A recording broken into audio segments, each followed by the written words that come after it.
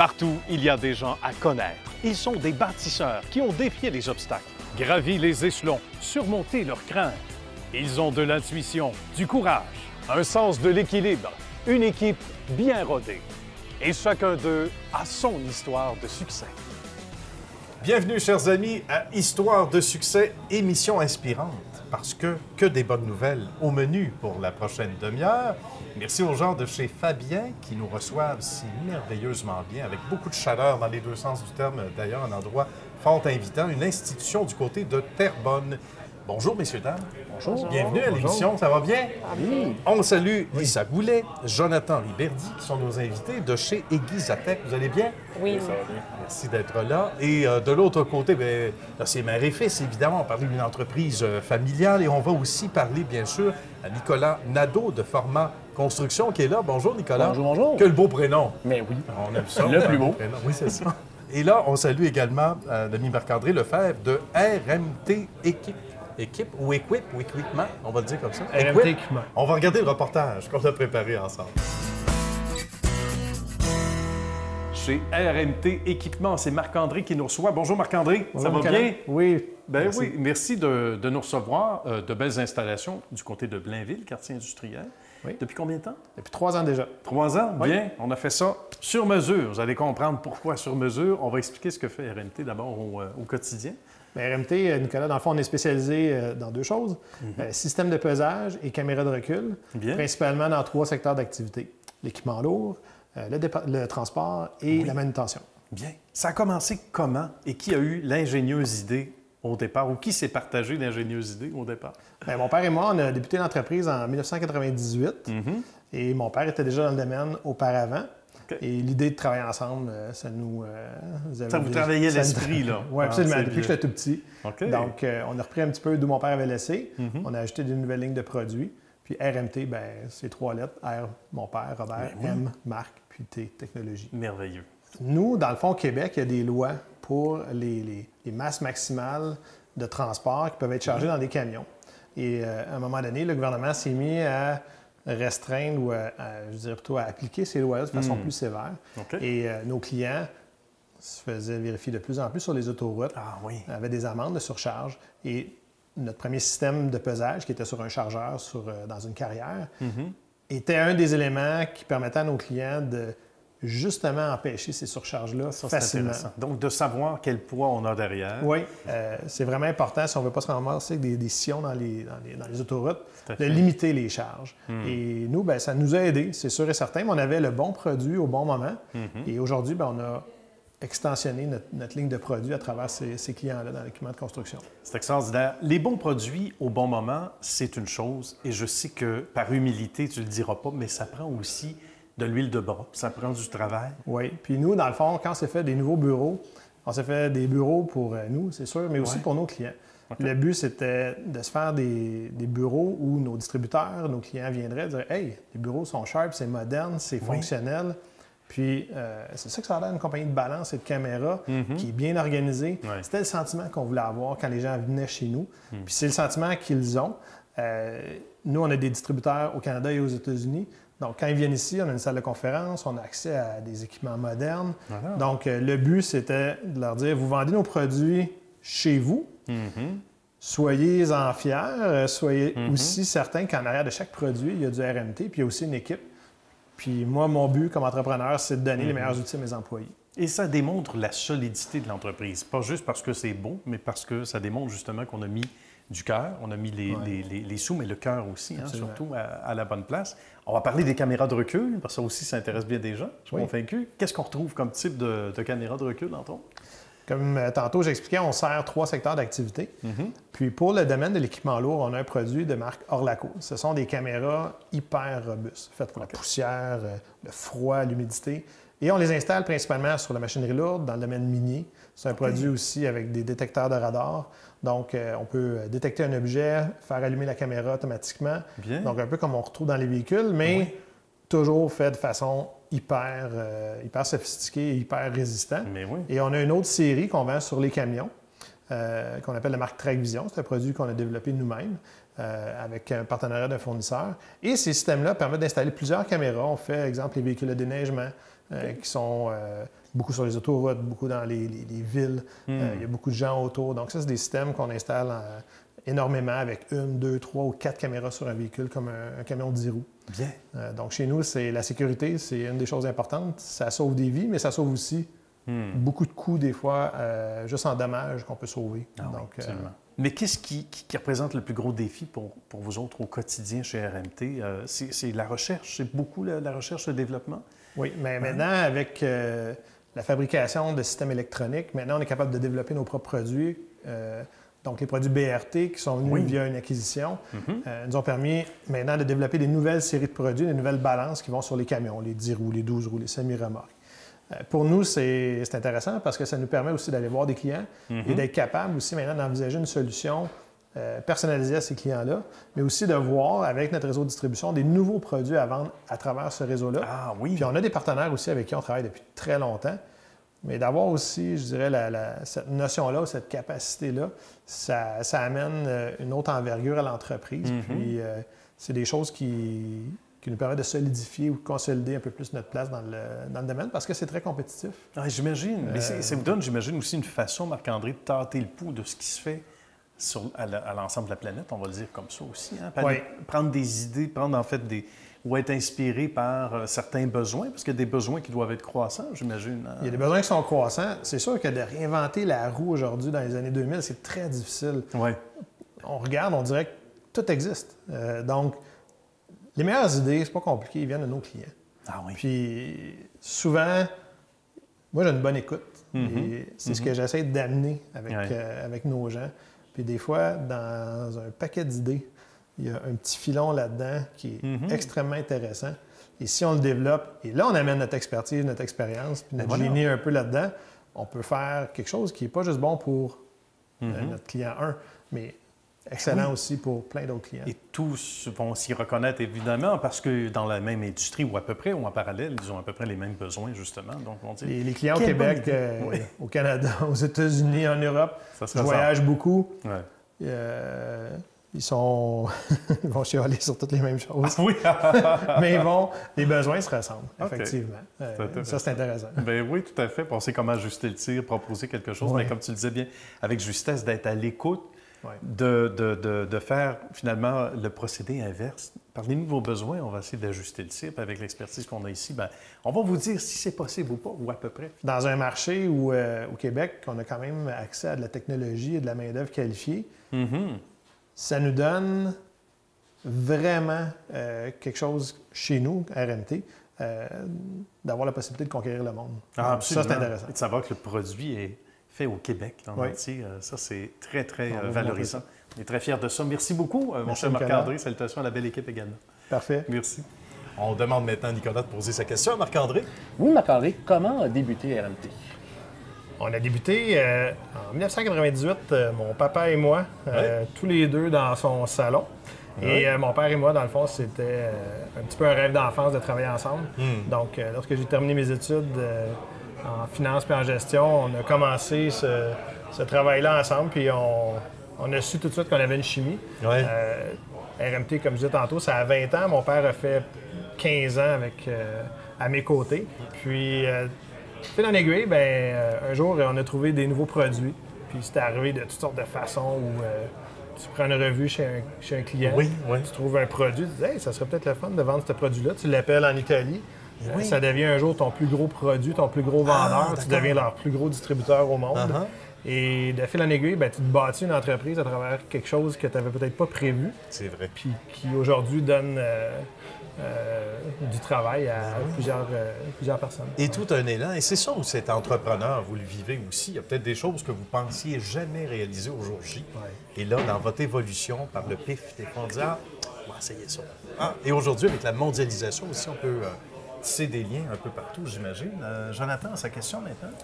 Oui, moi, ma question, Marc-André, c'est après 20 ans, quelle est votre vision pour le futur de l'entreprise? Aujourd'hui, ce qu'on fait maintenant, on a fait une acquisition d'une entreprise il y a quelques années dans le domaine du pesage. On fabrique maintenant de l'électronique.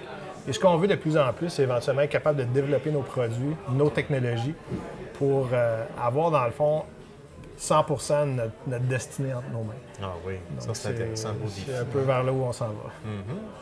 Bien, bien, bien. Mais c'est vraiment fort intéressant.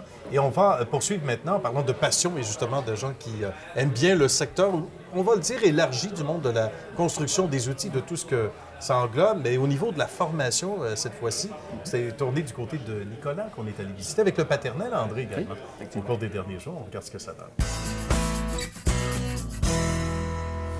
Avec André et Nicolas dans un lieu magnifique chez Format Construction. Comment ça va, messieurs? Ça va très bien. Ça va bien, Très merci. bien, merci, très bien, merci. Merci de nous recevoir. On a l'impression que ça a un beau vécu ici et c'est pas pour rien.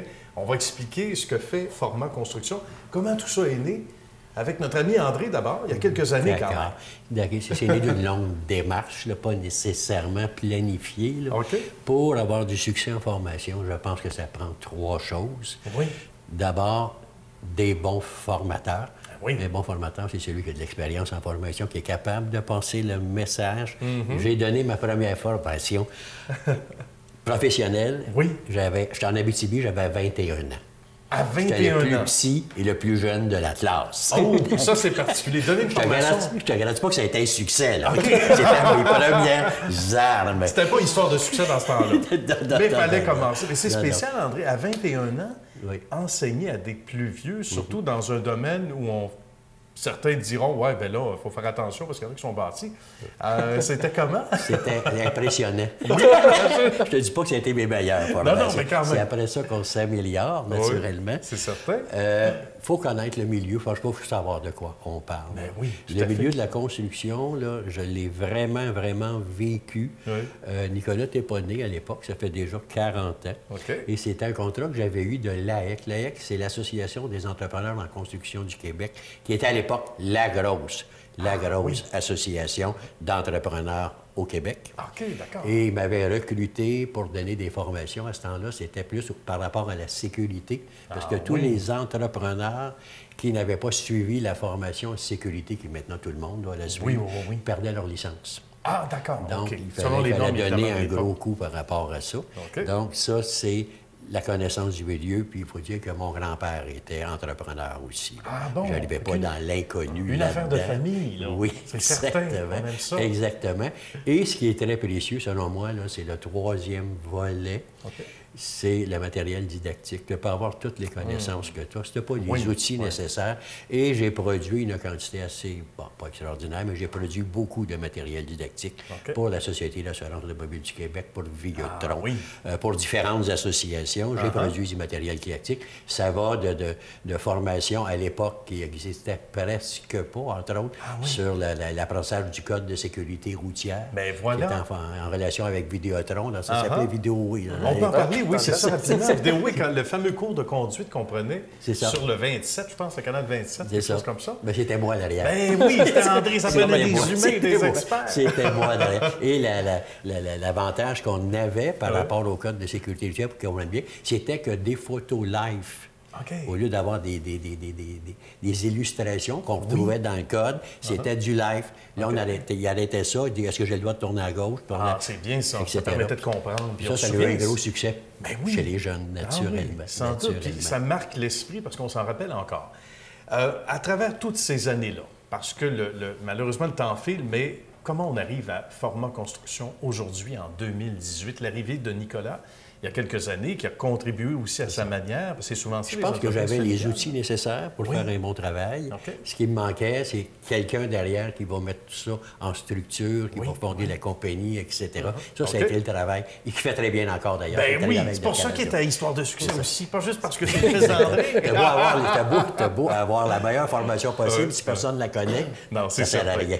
Ça évolue beaucoup, Nicolas. Je veux qu'on en jase ensemble énormément. André en sait quelque chose, évidemment, depuis toutes ces années-là. Mais comment on arrive à consolider, justement, le travail qui était fait avant dans la continuité, puis en même temps, amener sa saveur personnelle, quelque part, dans l'entreprise avec les réalités de 2018? Bien, le milieu de la construction évolue toujours. Oui. Tous les ans, il y a les nouvelles normes, il y a les nouvelles lois. Donc, il faut toujours être au courant de ce qui se passe. Des évolutions au niveau législatif, etc. Et une de nos grandes forces aussi, c'est de pouvoir s'adapter, adapter notre contenu, adapter notre matériel et de toujours s'assurer que les gens vont pouvoir, en suivant nos formations, parfaire leurs compétences et toujours être à jour envers l'industrie. Donc, ça, c'est comme la première chose qu'on doit s'assurer avant tout. Ensuite, quand les gens veulent obtenir une licence, ils nous contactent. Je leur pose des questions, qu'est-ce qu'ils font, etc. Et là, c'est très important de vraiment préciser leurs besoins parce que souvent, c'est un milieu complexe, puis souvent, quelqu'un a entendu dire quelque chose, que quelqu'un lui a dit, Oui, c'est ça. Et le jeu du téléphone. il y a plusieurs types de licences, il y a plusieurs besoins différents. Chaque situation, chaque personne a ses propres besoins. Et là, c'est vraiment, dès la première approche, d'investiguer à savoir qu'est-ce que la personne a réellement besoin. Et à partir de là, de lui proposer les solutions et de surtout lui faire comprendre toute l'ampleur d'une démarche. Devenir entrepreneur, c'est pas rien. Non. Ça implique plusieurs choses, ça change des vies. C'est Et vrai, donc, c'est la vrai. personne, en s'assurant de faire affaire avec nous, non seulement va acquérir sa licence, mais va s'assurer d'avoir une bonne fondation solide pour pouvoir réussir en affaires.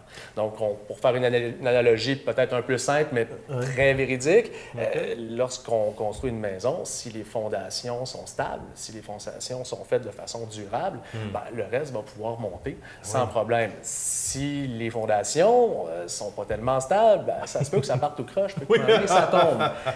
C'est malheureusement ce qu'on voit des fois en affaires pour des gens qui, peut-être on peut précipiter les choses, n'ont pas été bien encadrés.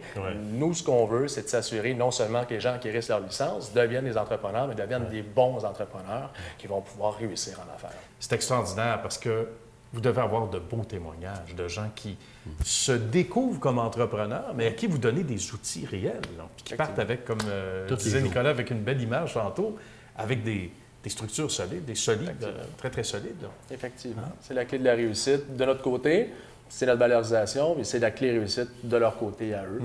C'est de s'assurer non pas de seulement vouloir à tout prix acquérir une licence, réussir des examens, ça c'est une chose. Si on s'occupe de ça, mais pour nous, c'est secondaire. Donc, ce qu'on veut faire, a priori, c'est de s'assurer que ces gens-là aient tous les outils nécessaires, pour ne pas faire de jeu de mots, pour bien pouvoir progresser dans leur domaine. Tout à fait. Bien, merci beaucoup, messieurs. On aurait pu se jaser ça encore longtemps. Merci. On va revenir vous voir, souhaitons-le prochainement. Bravo pour ce magnifique travail. Un gros merci à la toi. continuité chez Format Construction. Merci encore. Merci, Nicolas. Au revoir. Maintenant, on demande à Marc-André, à son tour, de poser sa question à Nicolas. Nicolas, au quotidien, c'est quoi tes motivations dans ton travail? Le milieu de la construction, c'est un milieu qui est extrêmement complexe et une des plus grandes motivations qu'on a, c'est d'être considérés comme étant des chefs de file de l'industrie. Nos étudiants sont assurés qu'on va pouvoir les suivre tout au long de leur carrière, c'est-à-dire que ce soit 1 an, 5 ans, 10 ans plus tard, c'est fréquent que les gens nous appellent. Lorsqu'ils ont des questions, peu importe, ils sont certains qu'on va pouvoir leur répondre à leurs besoins et cette reconnaissance-là de notre savoir-faire, ça fait chaud au cœur. C'est intéressant, ça. Puis ça, c'est très gratifiant, justement, très valorisant, on dirait. On les a vus là. Ils évoluent sans cesse. Comme chez vous, chez Exatech.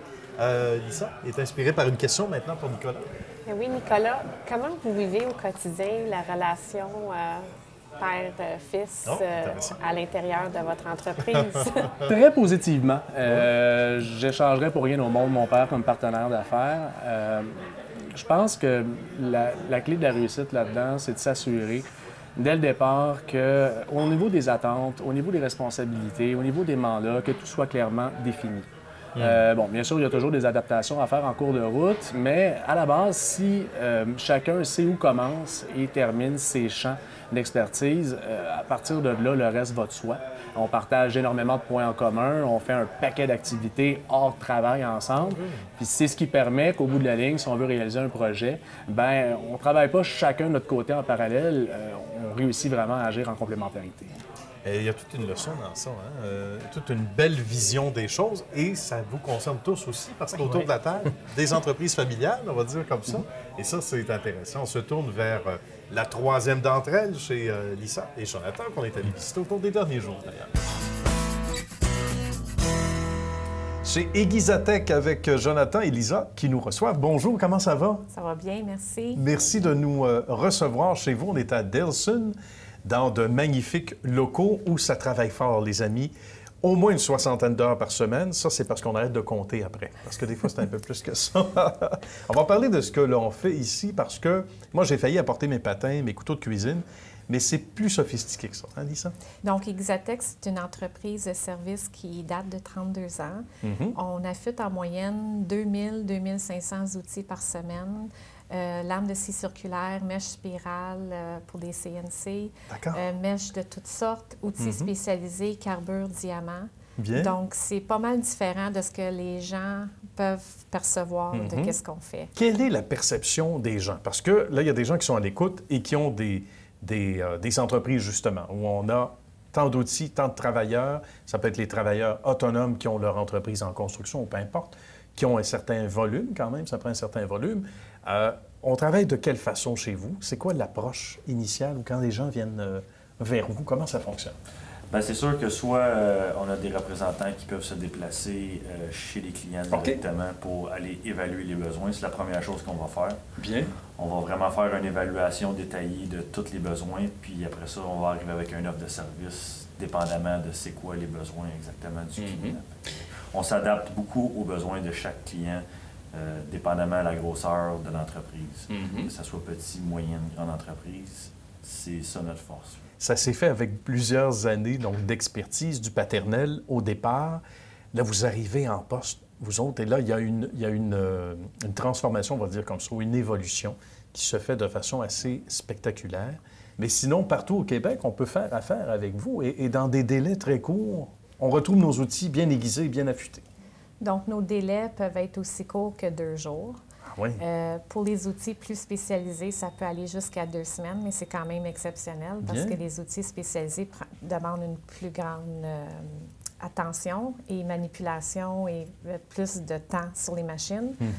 Donc, oui, nous, toutes les semaines, nous recevons des outils de partout à travers la province, même du Nouveau-Brunswick, parce qu'on a un distributeur aussi à Rimouski qui desserve tout l'Est du Québec et une partie du Nouveau-Brunswick. Bien. Donc, ça fait des journées, on le disait, des journées bien remplies. On n'a pas le choix. On est obligé d'aller dans plusieurs rayons en même temps. Donc, une journée commence très tôt. Oui. Nous, on arrive tôt pour s'assurer du bon fonctionnement, mais les employés commencent tôt aussi parce que les conseillers sur la route arrivent vers 6h30 le matin pour embarquer toute la marchandise qui a été affûtés ou réaffûtés ou des produits neufs à livrer chez nos clients qui sont des clients récurrents.